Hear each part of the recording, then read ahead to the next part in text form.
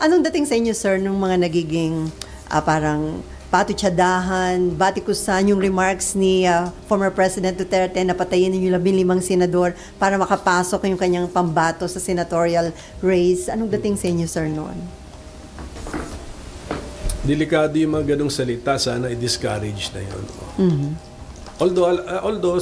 Although sabi ko, paubayan na natin yan sa mga investigators, kasi pwede nga pasok talaga yan din sa sedition ba yun? When you call for violence against government officials, pasok kasi yan sa definition ng sedition. Mm-hmm. So paubayan na natin sa DOJ, sa NBI, if they feel na in the totality of the circumstances, may kaso ba o wala. Mm-hmm. Pero, i-ano natin yan, i-discourage natin yan. Mahirap yung sasabihin, joke lang. Kung mag-research kayo ngayon, may kaso ngayon sa Australia. Yung may dalawang nurses na of Arab origin, nag-anti-Jewish sentiment sila sa online.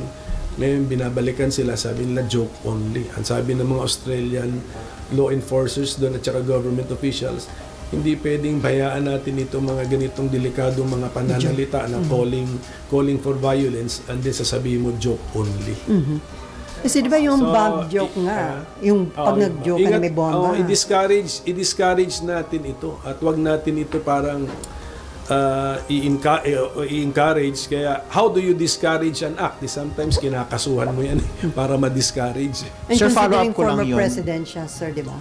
Ang former president wala na pong immunity from suit. Pero the mere fact na dating ang Pangulo, dapat hindi natin inaasahan yung mga ganong pananalita sa kanya. Ayun na nga, pero nung Pangulo siya, madalas din natin marinig yun. Sir, di ba yung Presidential Decree 1727 again penalizes bomb jokes? Yes. Meron. So pwede siya doon? I do not know the context ng bomb joke. Yata, sa anywhere ba yan? Or in the airport context? Yata. Mukhang anywhere, if I'm understanding this right, 1727. I'm no longer familiar with the PD. So yun na nga, kaya nga sabi ko, the DOJ, the NBI must be more familiar with all of the other criminal laws. Okay. Pero sir, hindi factor kung na-feel threatened yung mga senators. Kasi for example, si SP, ang sinasabi niya, hindi naman sila na-threaten, yung mga senador, wala naman nagko-complain among the senators, so dapat wala na daw kaso yan. Hindi naman ito parang private crime eh. Alam ko yung mga ganyang prinsipyo sa private crime lang yan na kailangan yung tao mismo ang apektado ang magrereklamo. So this is actually in the nature of a public crime if it is a crime. Kaya i-ano ko na muna. Wala akong expertise na doon sa bomb joke law. So PD, ano sabi? Just give us time, i-research din po namin. Pero sana ginagawa na ng DOJ at saka ng NBI yung research. So, bagamat sabi niyo dapat dinidiscourage yung gano'ng mga statement, pero knowing the former president, hindi po kayo na-threatened sa gano'ng pahayag ng dating Pangulo? Hindi ako threatened na sinabi niya. Ang problema kasi is may mga followers siya eh. May danger, sir. Malay mo, hindi nila alam sa yung iba, hindi joke yun. Sir, nagsabi na po kasi NBI na hindi naman nila iimbestigahan.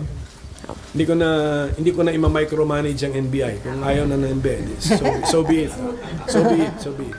Pero sir, yung mga negative campaigning, according kasi kay COMELEC Commissioner George Garcia, under Omnibus Election Code, parang inaalaw yon. Do you think it's about time i-amend ang Omnibus Election Code para ma-dissuade na yung mga negative campaigning?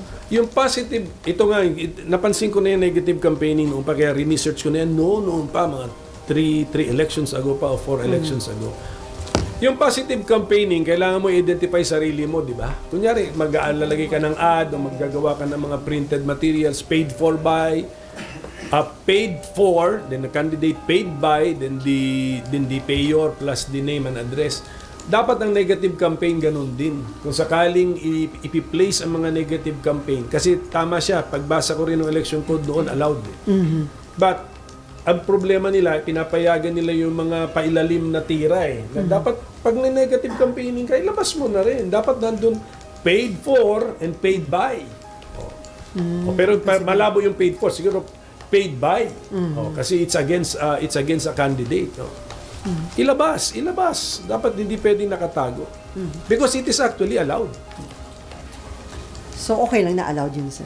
Pero proper na negative campaign.